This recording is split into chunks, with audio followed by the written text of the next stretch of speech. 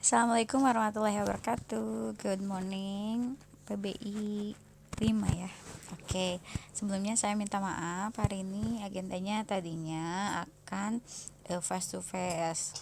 Tapi ternyata memang saya tidak bisa karena setelah zuhur itu ada agenda di tempat saya ngajar di SMA. Nah, jadi kita asinkronus dulu untuk minggu ini. Insya Allah kita upayakan pekan depan kita ketemu face to face kebetulan untuk membahas, mereview semua materi persiapan UTS. Lalu ada sesuatu yang memang teman-teman harus presentasikan gitu ya. Oke, ini adalah EYL ya, English for Young Learners. Nanti satu lagi juga masih asinkronus yang classroom management. Jadi kita ketemu hari ini 2 pertemuan dengan asinkronus.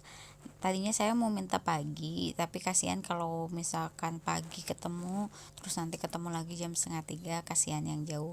Terus kemarin juga tadinya mau di reschedule ke malam, tapi kan teman kita kalau malam juga ada agak kesulitan yang susah sinyal gitu. Jadi kita sebisa mungkin, terutama saya, membuat sefleksibel mungkin biar bisa dijangkau semuanya.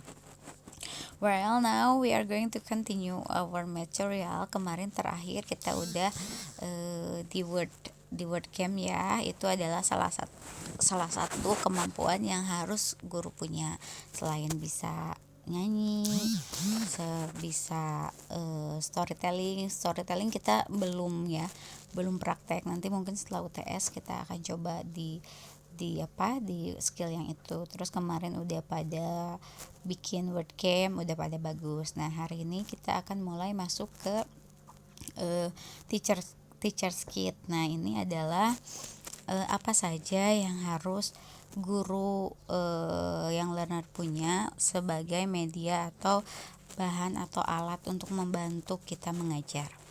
Okay, the teacher as materials developer. The first is the teacher's kit. Teaching young learners requires teachers to collect and create their own material, but at the same time to have a number of handy items for the crafts activities they conduct in the classroom. Nah, jadi karena kemungkinan besar karena kan si yang learner ini anggaplah anak-anak yang memang tidak bisa dipaksakan untuk belajar kayak sekelas teenager atau adult yang bisa di kelas diam nulis mendengarkan gitu, suruh praktek speaking dan sebagainya. Nggak bisa, anak itu harus belajar sambil bermain, sambil membuat craft, sambil apapun itu yang menyenangkan.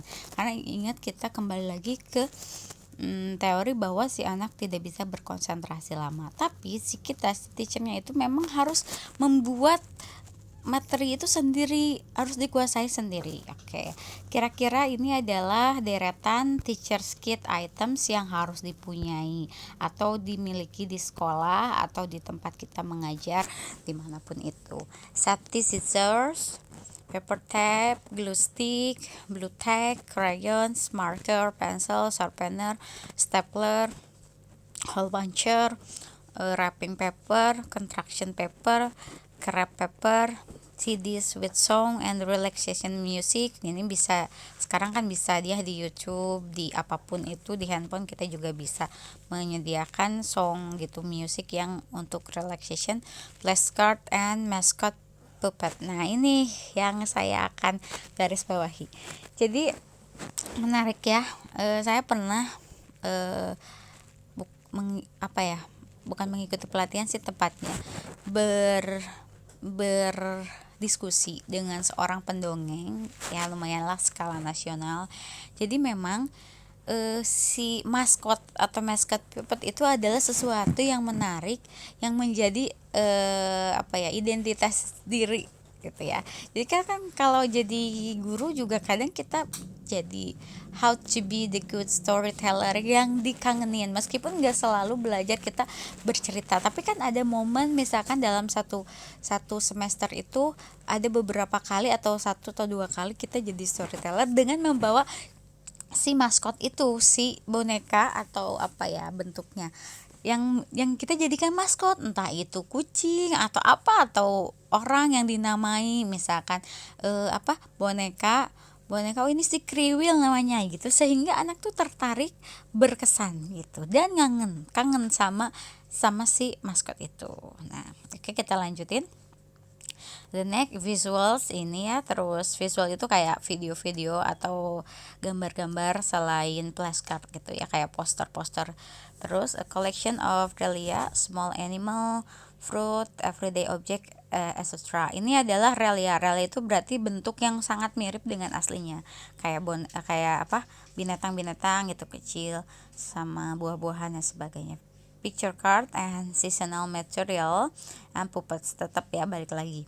Other than the class mascot, which could be fooled upon the learners or brought to class by the teacher and introduced to them, there should be 2 or 3 stocks puppets. Nah, ini puppets ini, jadi kita tuh bahkan di sini direkomendasi punya beberapa maskot gitu, yang pokoknya apa ya, kayak bikin surprise gitu ya teman-teman. Nah, ini yang akan menjadi tugas teman-teman di minggu depan.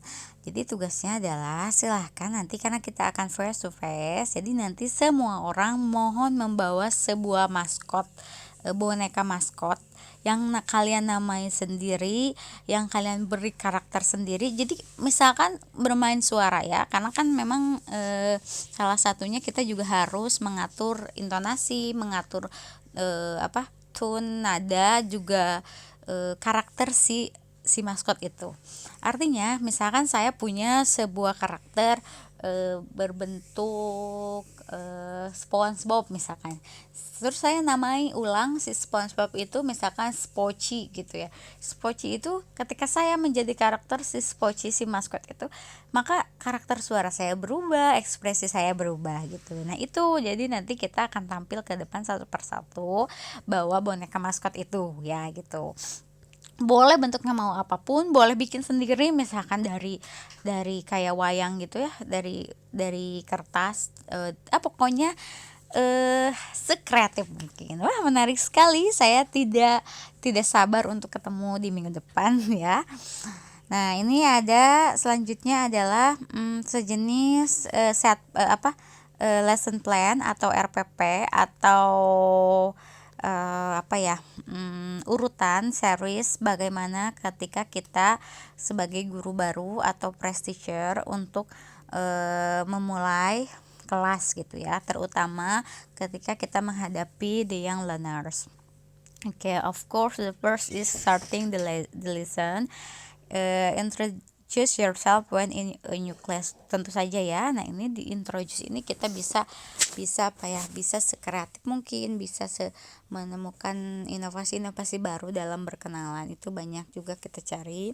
Terus plan something simple to start the lesson, artinya kita coba dari yang sederhana ketika kita memulai. Use a special name card gitu. Jadi boleh bagian dari introduce-nya itu boleh membuat name card dan sebagainya. Prepare a routine that the children like ya. Kita baik di yang learner ataupun kita misalkan di luar yang learner, tetap kita harus membuat sesuatu, meskipun jadi diri kita, terus harus membuat sesuatu yang menjadi identitas kita, sehingga si anak tuh selalu kangen sama kita, si anak tuh selalu tertarik untuk mengikuti kelas kita. And when we are going to end the class, kita make a list of phrases for closing the lesson. Terus ini in organizing ya, ini juga masuk ke classroom management. Jadi ketika di kelas anak-anak mah agak dibedakan, kita kayak membuat komitmen gitu ya. Jadi setiap hari tuh ada list of instruction yang berbahasa Inggris. Misalkan kita ngajar di kelas bahasa Inggris kelas 1 SD. Nah, ketika setelah setiap pertemuan tuh ada yang baru yang kita sepakati, sejenis kalimat instruksi atau kalimat apa yang anak tuh bisa selalu praktis saat di kelas gitu, baik ada kelas kita ataupun tidak. Terus dan itu kita sebagai guru harus membuat listnya, target nih 1 tahun anak tuh bisa apa aja, misalkan bisa kayak izin ke toilet atau cara meminjam barang ke temennya atau cara mengucapkan terima kasih dan sebagainya, itu dibuat. Dan nggak usah terlalu banyak, tapi yang penting menyeluruh, semua anak tuh paham, semua anak tuh bisa mempraktikannya. Selanjutnya, make a list of classroom language for each activity and prepare to use it during the day. Oke, ini classroom language kayak ini kayak relate sama yang kita pelajari kemarin ya, kayak apa ya, classroom language tuh bisa juga digestur gitu ketika, tapi harus disepakati dan disosialisasikan. Oke, use the wall chart or poster to help children remember that you are doing to English. Ini Mbak relate sama yang teacher's kit gitu. Jadi memang itu poster-poster ditempel di kelas itu juga sangat membantu. Suatu hari ketika kita misalkan bisa bermain peran bahwa kita going to the zoo misalkan ya, tapi padahal hanya ke tempat yang banyak poster binatangnya gitu, itu juga bisa diterapkan. Pokoknya harus kreatif, dan itu juga bisa nggak hanya di young learners gitu, sesekali si jiwa-jiwa entertain kita tuh harus ada di sana. Untuk mengajar anak SMA juga kadang kita butuh refreshing untuk anaknya. Terus encourage children to use English for routine classroom requests by praising any effort they make. Oke, selalu menyemangati ya anak-anak kita ketika mereka ada pencapaian, kita selalu memberikan pujian gitu.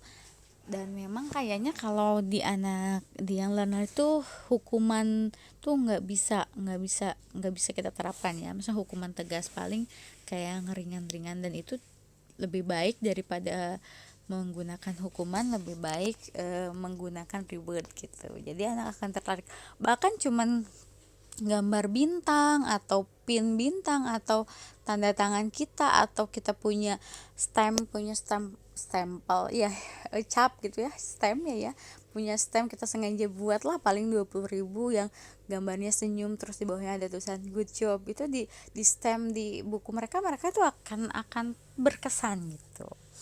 Itu saja ya teman-teman, ini adalah the last material before mid test.